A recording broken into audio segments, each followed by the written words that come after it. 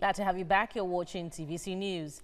The issues surrounding local government autonomy continues to agitate the minds of most Nigerians, especially with the dwindling fortunes of the third tier of government. In this report, correspondent Joke Adisa takes a look at the growing demand for independence of the tier of government closest to the people. In 1976, a reform initiated by the government in power made local councils the third tier of government to deliver services at the grassroots and bring governance to the people. The reform was further improved upon in subsequent constitutions of the country. Not a few persons see councils as the most effective way to deliver basic developmental programs to local communities. In spite of constitutional provisions specifying the powers of each level of government, local councils have over the years progressively had their financial independence taken from them.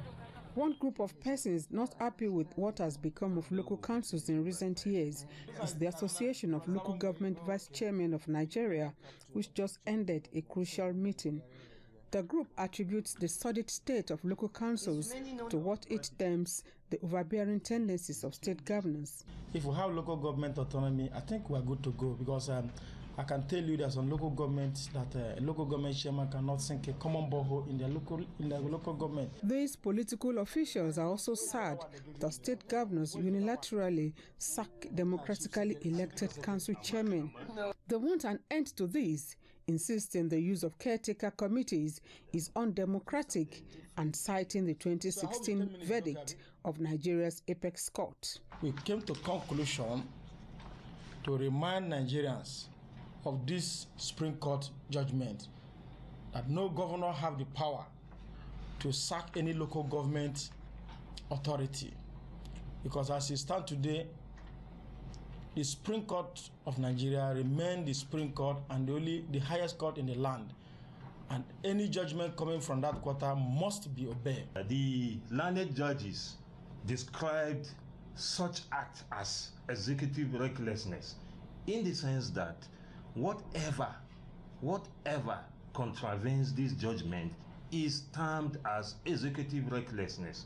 On the streets of Abuja, residents speak on what they feel about autonomy for the councils. It is very good that they should give a local government autonomy, because the reason is that the state, before the state, they used to from the state to go to local government, they used to take their own.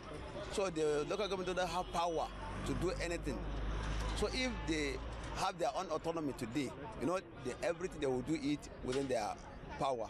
All of us are from the local government. We know development starts from the grassroots. And this, the purpose of creating a local government is merely to bring development closer to the grassroots people. So by giving them autonomy, I believe we will see a lot of development. Nigeria's 1999 constitution, as amended, makes provisions for the state and local government joint account system, and that seems to be the crux of the matter. Realizing the ambiguity in some of the laws governing local government administration, the 8th National Assembly attempted a review of some of the provisions recommending autonomy for the councils, but only 9 of the 36 states bought into these. Nigerians in favor of local government autonomy look on to the 9th National Assembly to rally support for it.